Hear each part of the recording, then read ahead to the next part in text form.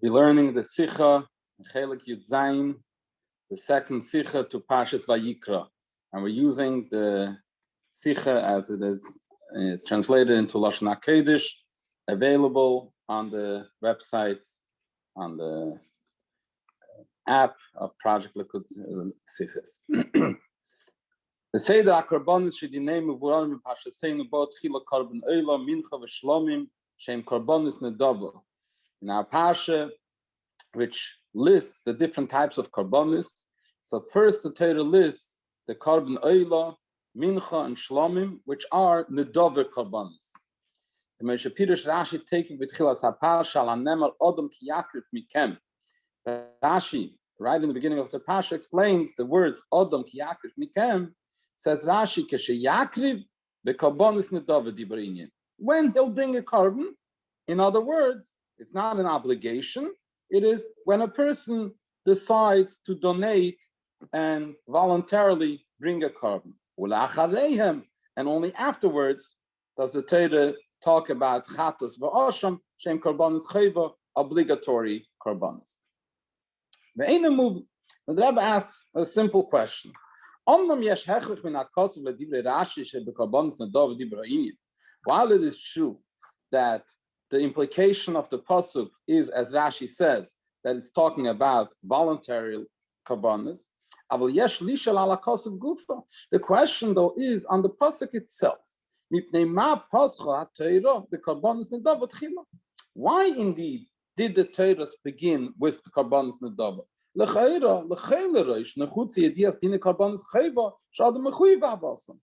It makes more sense to begin with those korbanos which are obligatory. And then, if somebody wants to bring a korban as a nedava voluntarily, that's very nice, but that's not as important because there is no chiyuv. The chiyuv, that is what the Torah should have started with. Considering that this question is a very basic, simple question that comes up when anybody learns Chumash, Rashi should have answered this question, preempted this question by giving us the reason for it. We must conclude that from a Pshuta Shel Mikra perspective, this question does not even begin. Or alternatively, another option, that Rashi already did actually address it, implied the answer elsewhere, earlier in Chumash, in a Rashi somewhere. As we already had discussed numerous times, that Rashi's Pirush on Torah is an undertaking to address any difficult part in Chumash, any difficult point that is in the simple Pshuta Shel Mikra approach of the Psukim. And when Rashi doesn't say something, it means either that the question isn't a question, so we have to understand why it's not a question, or that Rashi already addressed it elsewhere. So the question is, on this question, we don't find seemingly that Rashi should address how come the Torah begins with korbanos nedava and not with korbanos chayva. It seems that we might suggest the following answer, although it's bedeichak, it's not such a great answer, but we might say like this: Al pi pirush Rashi ala pasuk v'nir tzoloi lechaper olav. Based on the pirush of Rashi, on the pasuk v'nir tzoloi lechaper olav, that the korban will be nir tzoloi for the person who brings the korban, it will be considered like desired by HaKadosh Baruch Hu. The person becomes desired again. Lechaper olav, it's an atonement. Says Rashi, v'nir tzoloi al mahu meratze v'chulu. The korban nedava, korban oila, which is what the pasuk is talking about, on what is it coming to atone for? Says Rashi, al asei ve'alav shenitak la'asei. For a korban, for a mitzvah asei, if a person missed fulfilling a mitzvah asay, or a lav shenitak lasay. The halacha is that a lav which is linked to an asay, for example, what we have now in the Rambam, Hilchas Gzeila v'Aveda, that Gzeila is a lav, but we don't. It's a lav that you don't get malchus for, and the reason is because it's nitak lasei. You're supposed to pay back the Gzeila. So because it's connected to a mitzvah asay that will rectify the lois asay, so there's no malchus, and there's also no korban. If somebody did it b'sheigig, there's no korban because he can fix it by paying back the gzeila. However, because still the person did an act of a lav, that is something that korban oila would be appropriate for that. So either an asay or a lav shenitak lasay, that is what Rashi explains is the nirtzolei lechaper olav when it comes to a korban oila. Kloima. In other words, although it is true that the oila is a voluntary korban, the person is not obligated to bring the korban, but nevertheless,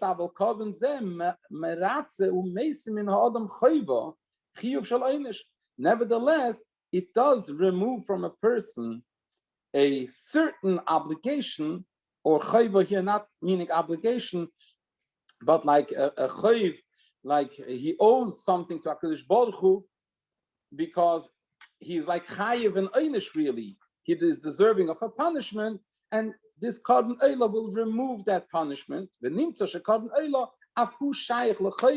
So in some sense, a korban oila is also a korban chayva. There is somewhat of an obligation involved as well. And this answer would also explain the order. Where the Torah first talks about an oila. Then comes a korban chatos, which is a chayva. And then the Torah talks about an asham. Why is that order appropriate? Considering that the oila brings about forgiveness for an asay and a lav hanikla asay. In other words, we are talking first about avedas which aren't as severe. There's no malchus for it, and so on.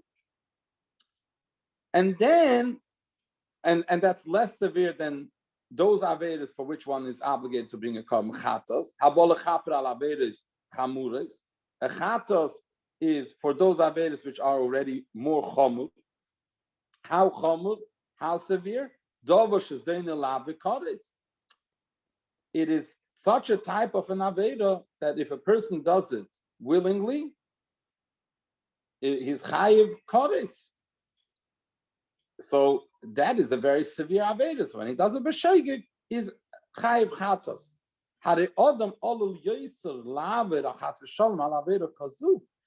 person would probably quicker transgress or stumble in an aveda which is not as severe than in a severe aveda, like a chatos that one brings for Chilul Shabbos, or coming up now to Pesach, eating chametz on Pesach.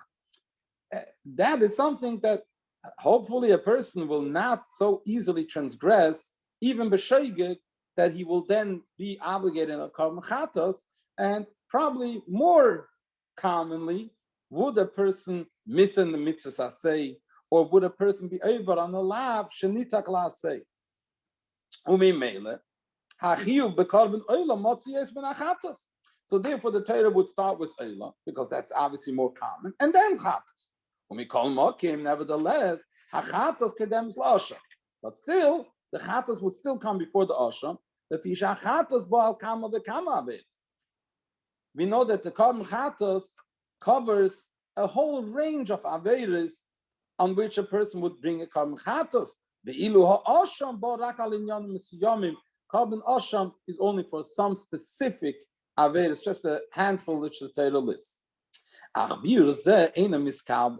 But the Rebbe is not satisfied with this answer. The Rebbe says we cannot accept it. Why?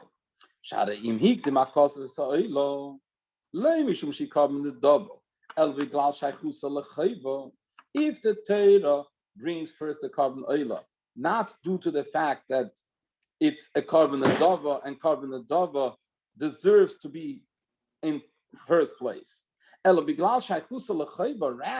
the reason for that is, like we just explained, because there is somewhat of an obligatory component in carbon oil as well. As I ein mokin klal lahafsik ben oil b'chatum b'karbonis nedov b'achedi mincha v'shlamim. So then, why then would the Torah interrupt after talking about the carbon oil before going to chatos and osham and bring in other voluntary carbonas when a person can bring a carbon mincha, a carbon shlomim, and those carbonas are not for meratza nasei velav shenita klasei. Rather, these are stam carbonas that the person can bring voluntarily to the Beis Hamikdash. So, if the order is due to how common is it to become obligated in such a carbon, and oila is more common than chatos, and chatos is more common than osham, then the Torah would have had to write oila, chatos, osham, and then go on to other carbonos nedava. But that's not what it is. We find first carbon oila, and then mincha and shlomim, and then chatos and osham. So we must conclude that no, the point of the Torah is to list nedava before chayva, voluntary karbanos before obligatory karbanos. And the reason the oila is listed before the chatas is because the oila is a nedava carbon. So we're back to the original question: why talk first about voluntary carbonas before obligatory ones? This will be understood by first bringing in another quandary. Why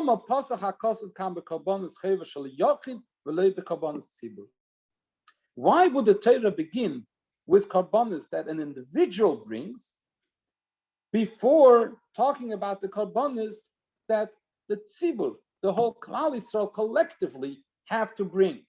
It would make more sense the other way around. First, the Torah should tell us what the whole Klal Yisrael collectively is obligated to do.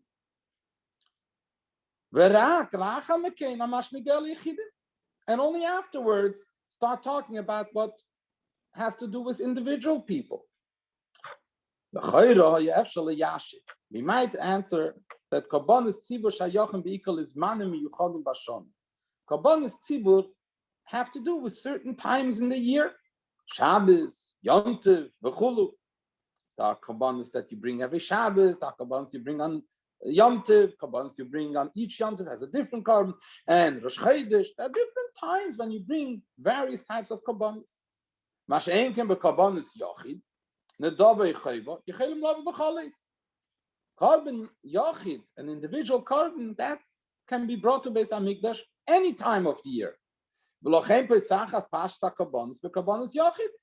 say that that's why the Torah would start with karbanos yachid, because that happens all the time, all year round. And karbanos tzibur are each carbon in its specific time. Now, the Rebbe right away is addressing that which most people will right away say, wow, there's also carbon tzibur that happens all the time. Says the Rebbe right away. The carbon talmid, the carbon talmid, which we have to bring twice daily, they indeed are already written in the Torah earlier by Parshas Tetzaveh. So that means that the carbon talmid, which is a carbon tzibur that happens every day, twice a day, the Torah indeed began with that in Parshas Tetzaveh already. And now the Torah has to talk about karbonis that are more common all year round, karbonis yachid, and then karbonis tzibur. Says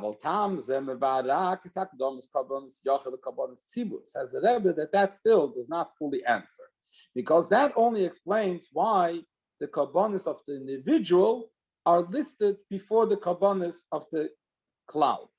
But it's still strange and requires further reason. How come the Parshas Vayikra does not list the Kabbanis Tzibur altogether? Not in Vayikra, or in Parshas Sav, or in Parshas Sav.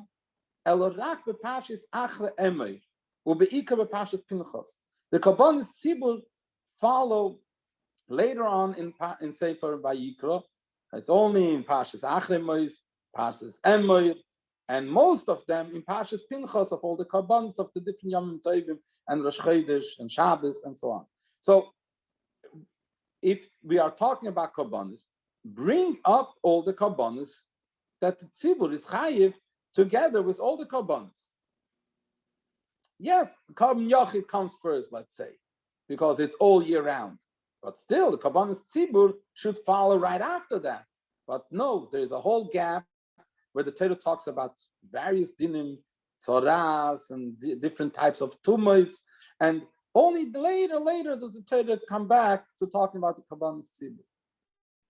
The explanation, all the following is like this.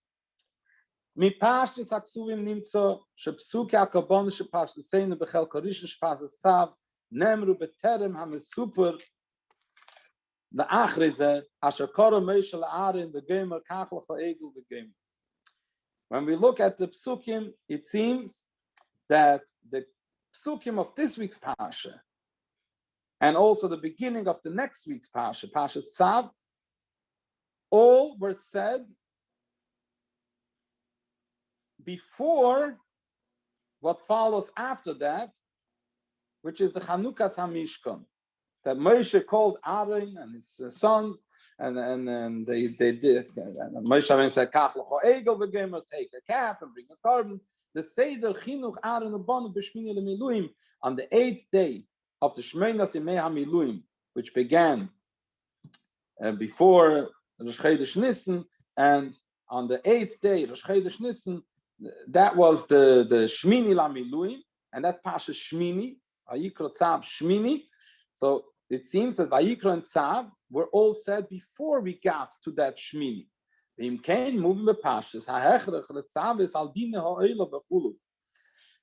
that explains why we must begin with the commandment how a carbon oila has to be brought.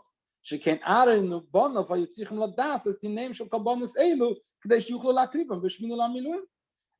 and his sons needed to know how these carbonas need to be done, how they need to be brought, with all the details, where they have to be shechted, and what needs to be brought on the Mizbeach, and all the brotim of the different carbonas, because when it came to Shmini L'Miluim, Moshe Rabbeinu told Aaron, you got to bring such a carbon, and all different carbonas. They had to know how to do these carbonas. So first, Moshe Rabbeinu had to tell them, Hashem told Moshe Rabbeinu told them how these carbonas ought to be brought.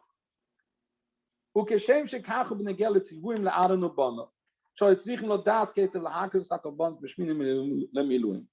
just like this is true in regards to the commandments to Aaron and his sons, that they needed to know how to bring the carbonas.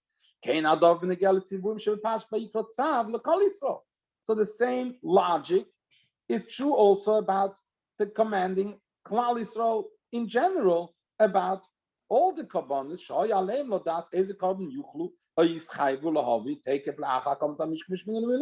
Once the Mishkan opened up its doors, the inauguration happened. So now, after Rosh Chodesh Nisan, the Yidden want to bring karbonos, of course. Now we have a Mishkan. We want to bring karbonos. So what kind of karbonos? So they needed to know the different types of karbonos that they might want to voluntarily bring to the Mishkan, or they might be obligated to bring to the Mishkan. Shegam Pashas Vayikra Pashas Tzav Nemru B'Tchilas Shivas Yemei HaMiluim.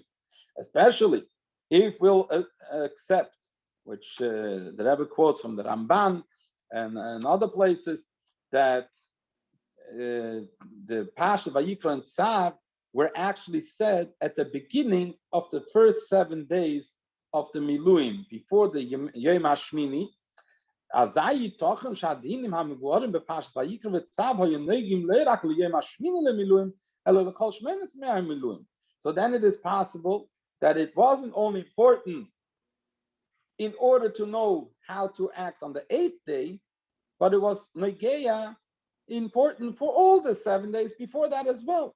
So there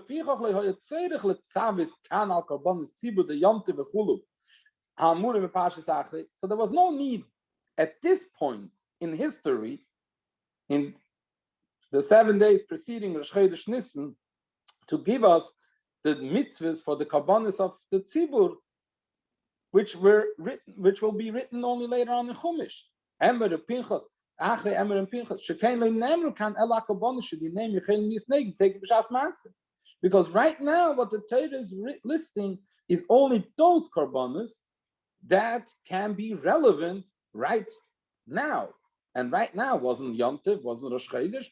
There was Rosh Chodesh Nisan, but that was part of what Moshe Rabbeinu taught Aaron what to do. But all the karbanos Yom Tov, that will be brought later on.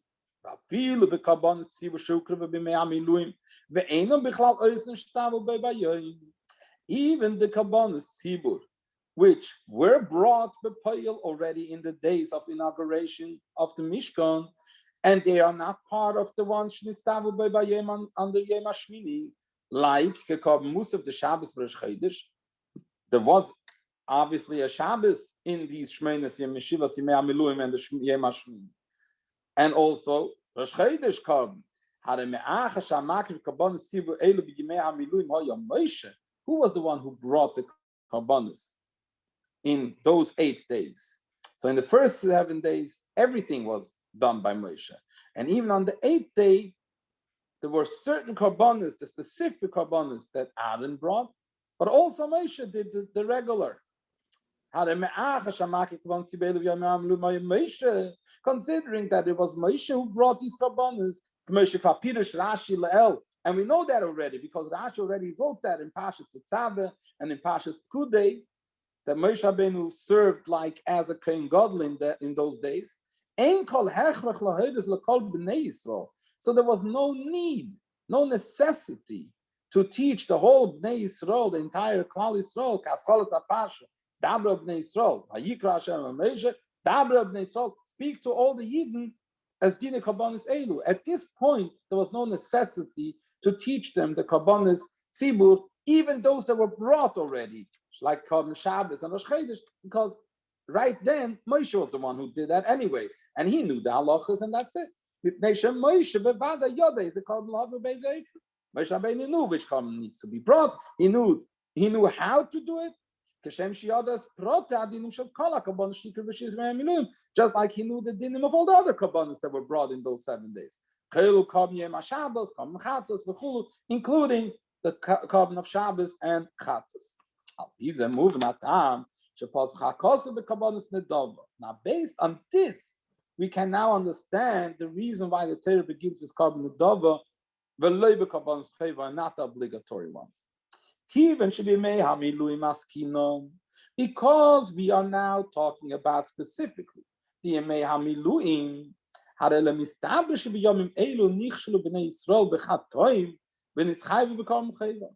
it doesn't make sense that in such special days where the Klal Yisrael is celebrating the inauguration of the Mishkan, that they should stumble in Chatoim, which would then make them obligated to bring a Karban Chayva.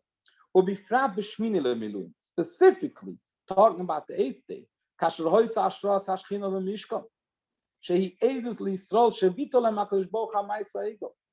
the 8th day is when the Shechina came down to rest upon the Mishkan, which is an Eidus, as Rashi says, for the entire world, and the Eidus for Klal Yisrael, that HaKadosh Baruch Hu forgave them for the Egel. So at such a special time, it doesn't make sense that the Yidden should then transgress Avedas, which will make them obligated in Karbanos Chayva. Le'uma zois mistaber shapir shebnei Yisrael shenesinos ma'avum lechs hamishkan hoysu benedivu teila beyeser. What does make a lot of sense, actually, is the opposite. That those Yidden, Klal Yisrael, who we saw already, that when it came to donate the materials for the building of the Mishkan and so on, they gave with an open hand. It was the biggest fundraiser. So it makes sense that they would then bring, as soon as it's possible, now let's bring Karbonis Nedova. Let's continue the Nedivu slave, this open heart in giving and donating to the Mishkan. So that same approach will bring them to bring now Karbonis of Nedova. At the first opportunity, they're going to utilize that opportunity and bring Karbonis Nedova.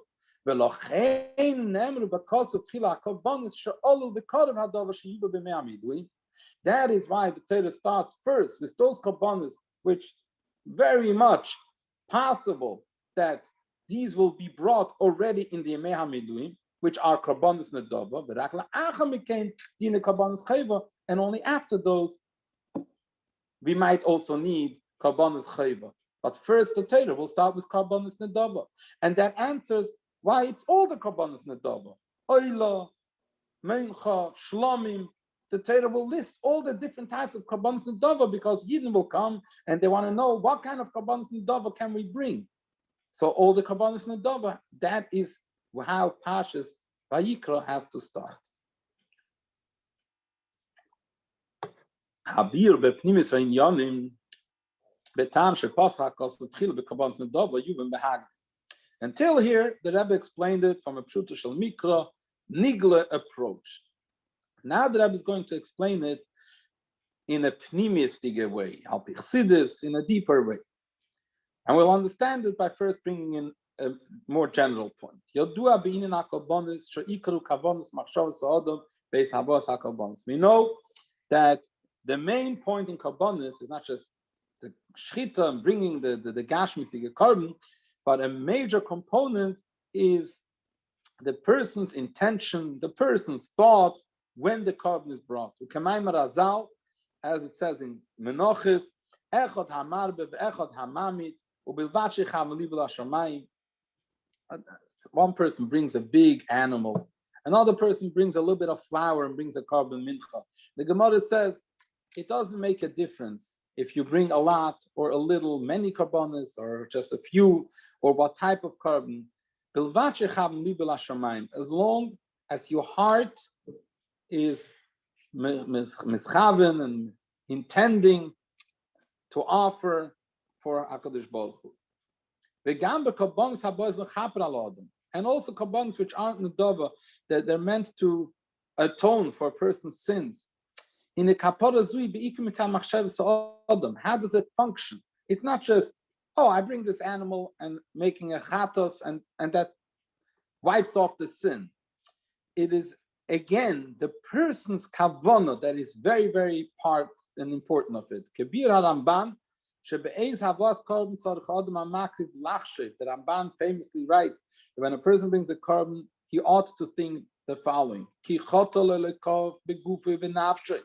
That he sinned before Hashem with his body and with his soul. So it would be appropriate, or he would be deserving, that his blood should be spilled and his body should be burnt. The blood symbolizing the soul and the body. He saw it, just like the carbon has these two components. So just like the sin was done with the body and with the soul, so the Ramban says the person has to think that his blood should be spilled and his body should be burned. If not for Hashem's chesed that allows us to bring a replacement, which is dome the hakorban tachas dome, the blood of the carbon in place of his own blood, nefesh tachas nefesh v'chulu, like it says soul for a soul. And with this, the korban is able to bring about the kapara for the person. So the intention and the machshavas ha'adam is a big part of the inyan. And this idea is really already found in the very word korban. Korban is translated as sacrifice. Sacrifice, but where does korban mean sacrifice? What is the shayrish of the word korban? One of the meanings of the word korban, miloshen kiruv, it comes from the word closeness. That the avodah of the korban is that the person should bring his faculties close to HaKadosh Baruch Hu. So based on that, it is not clear.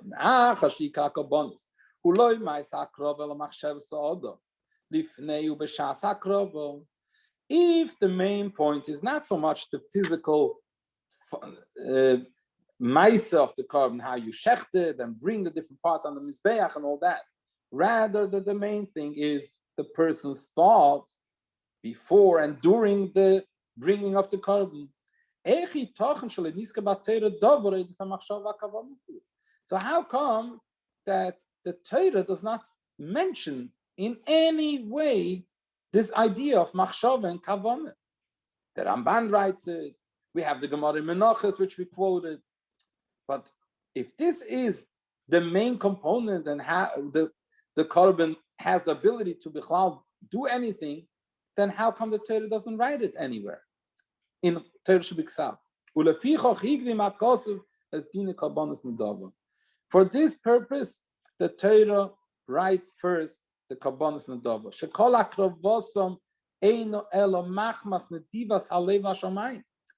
The entire bringing of such a korban is only based on the person's heart desire and him deciding to bring a korban.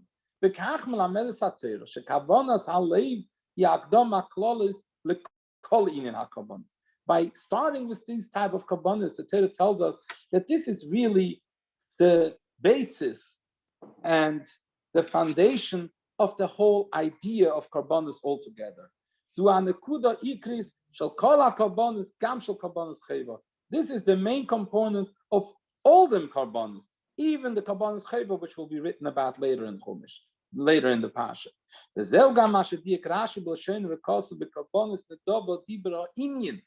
And when we look in Rashi's words here, Rashi writes that about kabbanas nedava does the inyan talk about.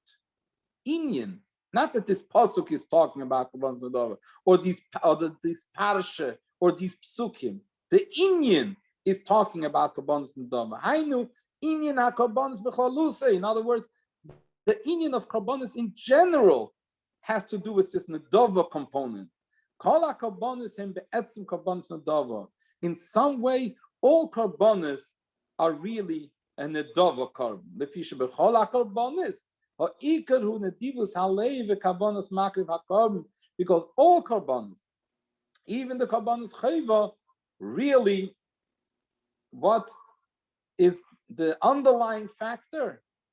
Nedivus halev, kavanas hamakriv, the person's intention and the openness of his heart. More in depth. Hakavonim and nedivus halev anidreshet b'chol hakarbonis kayemis be'etzem u'pnimis b'chol echad ve'echad misra. Really, that type of kavanah and nedivus halev is a given that it exists within the depth of every Yid's being.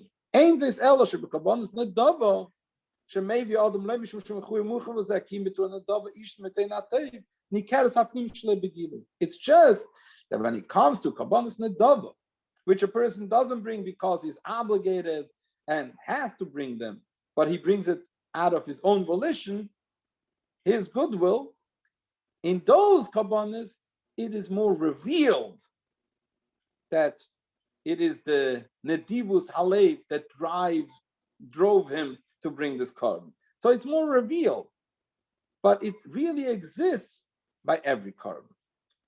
Because a Yid just has that nedivus halev and kavana in him.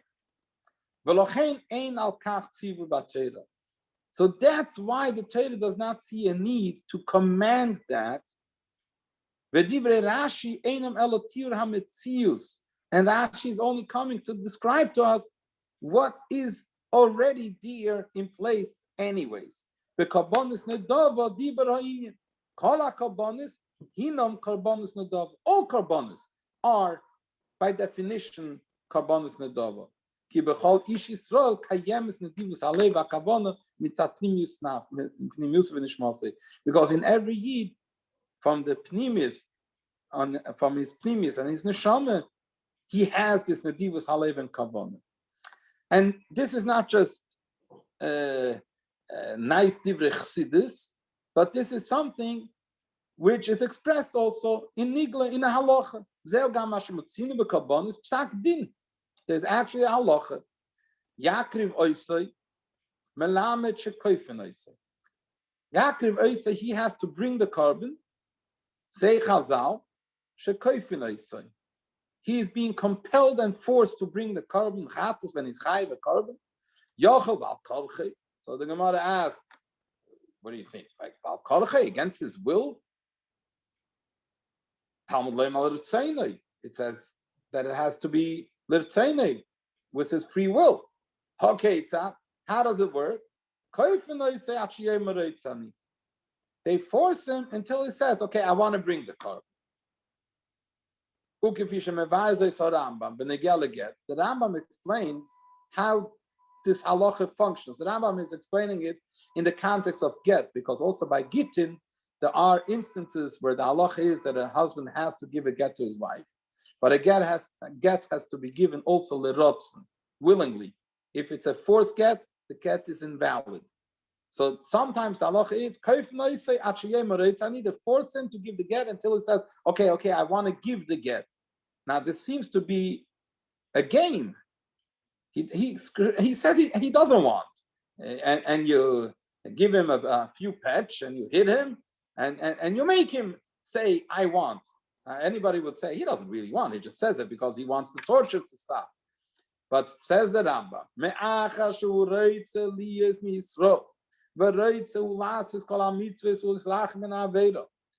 being a Jew means that he wants to be a Jew and he wants to do all the mitzvahs and distance himself from all the avedas.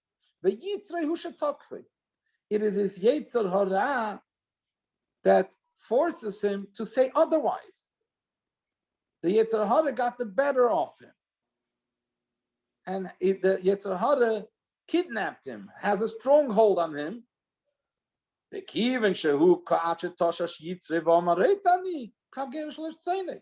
So when he's being hit, which weakens the yetzer hara, and now the Yid says, I want, that is his true will. So the get is considered that he gave it willingly. Because his true will, which is always there, all along, it might be subconscious, but it's there, is now revealed because we took off his outer expressions of what he says he doesn't want. But that's not his real being. So just like the Rambam explains this in the context of get, so the same thing is true over here. By a korban, that certain korbanos, it says Yakriv Oisa in Chumash, means he has to bring it, which Chazal, the Gemara in Kedushin, says that means that he is being compelled until he says he wants to give it. It's the same thing, but he says he doesn't want. He needs to be forced. Yeah, but really deep down he does want it because he's a Yid. So we see that the idea that the Rebbe explained here before is not just semantics or some nice drush in Chassidus. This is expressed in clear halacha that a Yid, by definition, wants to bring a carbon. Even a carbon chatas, all the carbons, it's not a carbon nedava, he wants to bring it. He has that nedivus alev. So just like this is true when we're talking about lirtzainai, says the Rebbe, that now we're coming back to the point the Rebbe is making. So the same thing is true in regards to all the kavanas which are necessary when a person brings a korban, including the more general point that we said that a korban means kiruv, that all the korbanos, the point of a korban is that a person brings his faculties and his koiches of his soul closer to HaKadosh Baruch Hu. Really, a Yid has it. The Torah does not have to clearly spell it out when it talks about korbanos because it's there. Every Yid has it. Like the Alter Rebbe's famous word, Yehudi ein reitze vein yochel is nifra malakus. A Yid cannot and doesn't want ever to be distant from godliness. Al piza moving gamatam shebnei Yisrael nikru kam bakos b'shem Odom ki yakrif mikem, that Yidden are called, referred to in this pasuk as Odom. It says Odom ki yakrif mikem korban Hashem. A Odom who will bring a korban, one of you, who is one of you. Hainu b'nei Yisrael shalem nem radavim. To whom was Moshe Rabbeinu talking? Hashem told Moshe, Dabra b'nei Yisrael, tell it to the Yidden. So when Moshe Rabbeinu tells them, Odom mikem, one of you, it's talking about Jewish people. So Yidden are referred to over here as Odom. And this is understood by what we said before. Because Shem Odom hu al Shem Adam le'elyon. The term Odom is based on Adam le'elyon. I am similar to the one above. Now, who is similar to the one above? The neshama, as the Shlach Kodesh explains, that Nebuchadnezzar said, Adam le'elyon, I am similar to God. And he was punished for it. You're comparing yourself to God, he was punished for it. Says the Shlach, because he's a guy, he doesn't have a nefesh kiss. But a Yid truly can say Adam le'elyon, because a Yid has a neshama, and the neshama is indeed Adam le'elyon, because it's a Chelek Eloka mimal mamish, as the Alter Rebbe says in Tanya. It's mamish part of the Eibishter. And this neshama exists, as the Alter Rebbe says in Tanya, within every Jew, a tzaddik as well as a rasha.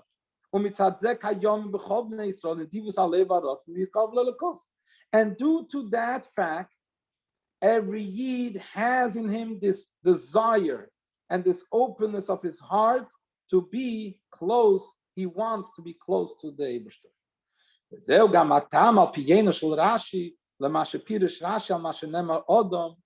That also gives us a deeper appreciation based on the Yeino Shel Torah, that the Alter Rebbe says that in Rashi and Chumash, the Rashi and Chumash is called the wine of Torah, because besides for the open Pshuta Shel Mikra in Rashi, there are secrets of Torah within Rashi. And Rashi says, why is it called Odom? Loma Nemar, says Rashi, Ma Odom Arishon le'yikrif min hagezel, shakel hoya shaloi, af atem le'takriv min hagezel. Just like Odom Arishon, everything was his, it belongs to him. So it wasn't shaykh that he should steal, because whatever he would take from the world, it was his for the taking. He was allowed to take it. So says Rashi, so also you, when you bring a korban, don't bring a korban from stolen goods.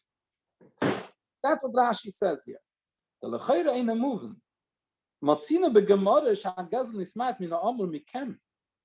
In the Gemara learns out that you're not allowed to bring a korban from a stolen animal from a different pasuk. We learn from a different word, from the word mikem.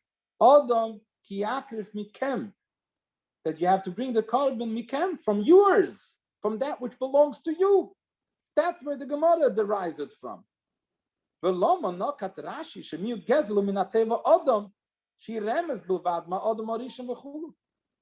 why does Rashi learn it out from the word Adam, which is only an allusion? It's just like Adam Harishan, who is called Adam. Instead of learning it the way the Gemara learns it, from Mikem. Ela habir bozehu. Adam Arishin Akoil Hoya Shalei Rak B'Tchilas Briyos. Says the Rebbe, the explanation is like this.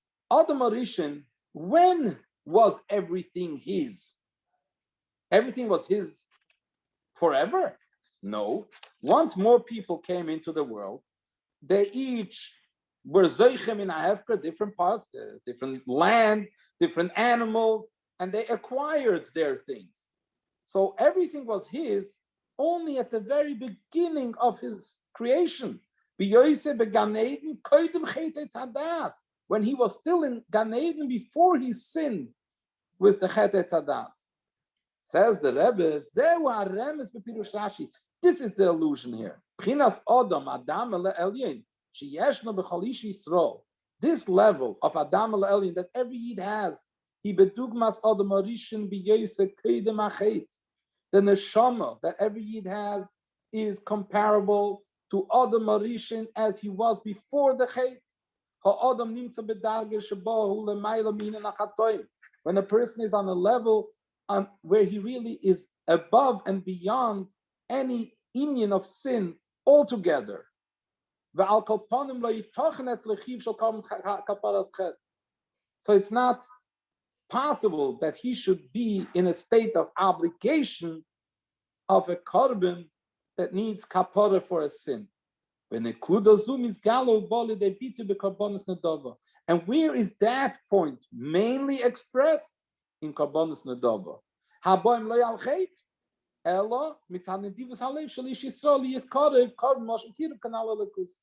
Because these korbanos, korban oila is not for a sin, rather it is the nedivus halev of a yid to become close to the Eibishter.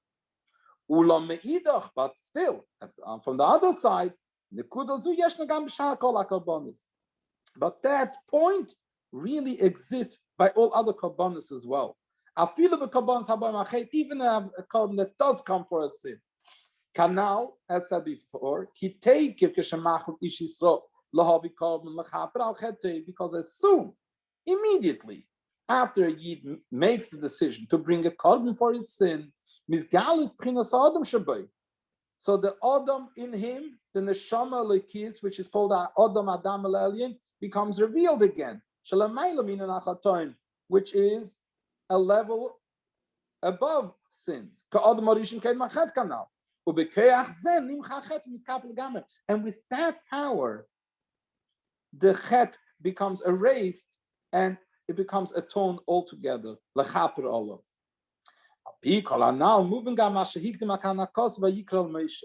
So that explains also why the pasuk starts with Vayikra al Moshe. Hashem called out to Moshe.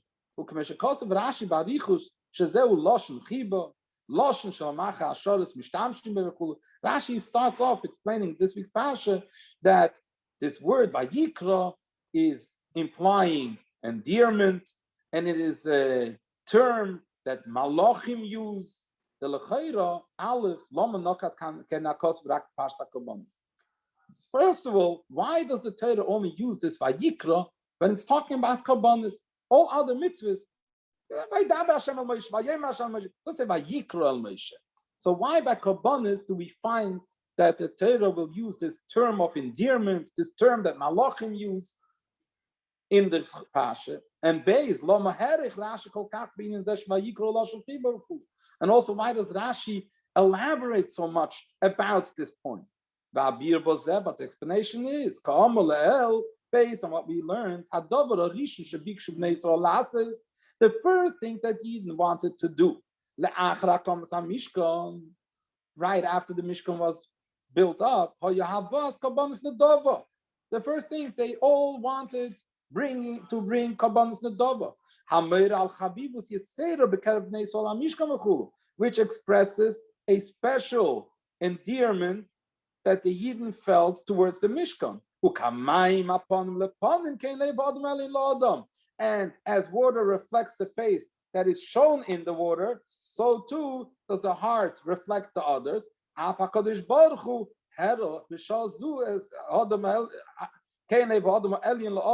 As Alter Rebbe says in Tanya, that also the Lev Adam Elyon, which is referring to HaKadosh Baruch Hu, is reflecting back what is in the heart of the Adam HaTachton, Bnei Yisrael.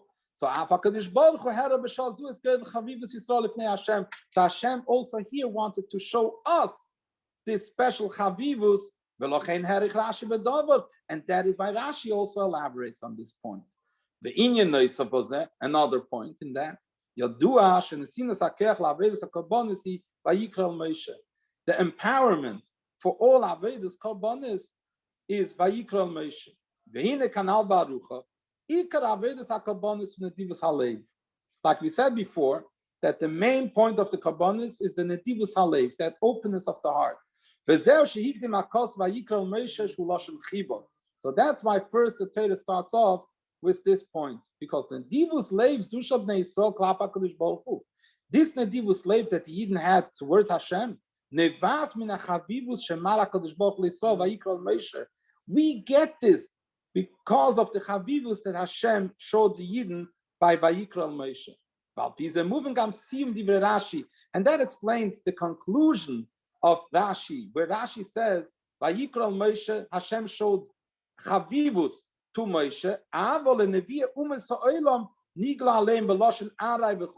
Rashi then continues on, but when it comes to the Nevi'e Ume, the non-Jewish prophets like Bilam and so on, to them Hashem revealed himself not in such a manner, but more as a by the way Arai. Why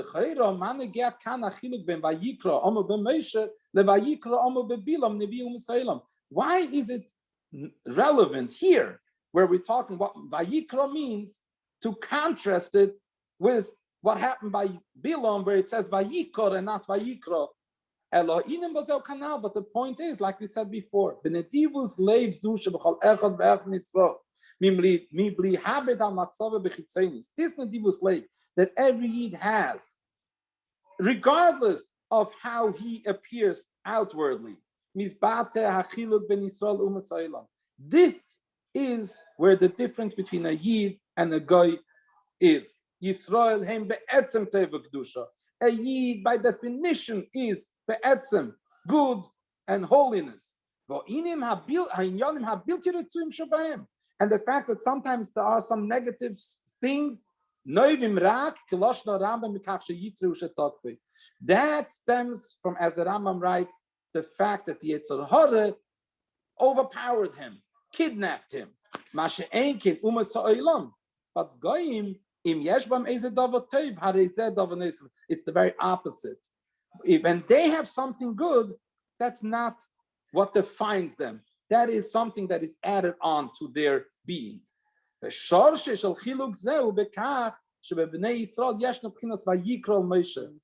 what is the root for that? Yidden have the Vayikra Moshe, the Chibas HaKadosh Baruch Hu Yisrael, the love that Hashem has for the Yidden. And due to that endearment and that love and Hashem's choosing them, and that with that they are eternally connected and united in their pnimius with godliness.